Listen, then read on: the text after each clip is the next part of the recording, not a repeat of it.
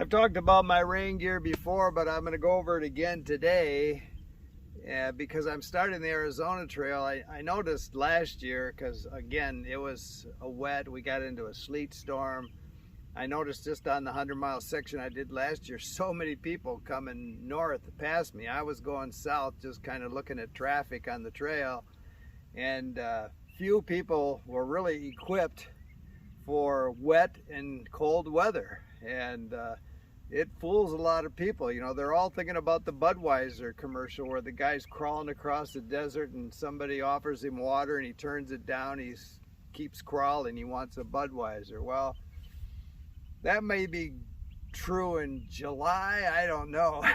I don't hike out here in July, but I know for me it starts getting hot below the Mogollon Rim in April, and I'm ready to head north into the mountains. But anyway, rain gear is something you should think about. And you know, look at this desert. It is so green. We've had so much rain. It's been such a cold, wet winter. I can't tell you how many times I've been so glad that I had this snug pack poncho.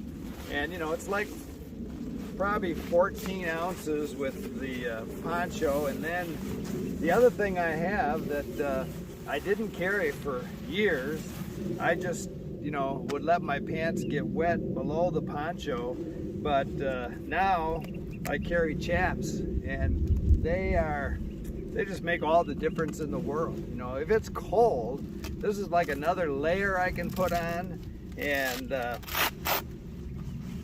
then these Chaps keep my legs from getting wet, and they aren't real hot because they don't really cover your crotch. They just come up, hook onto your belt, cover your legs down to your boots. Lightweight.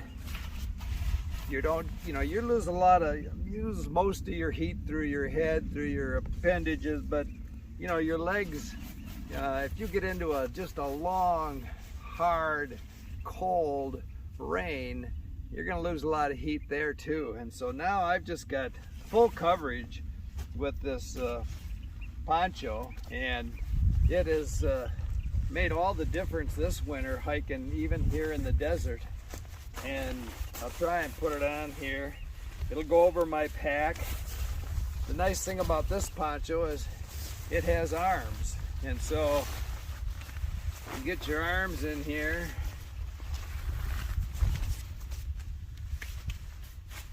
throw it over your pack,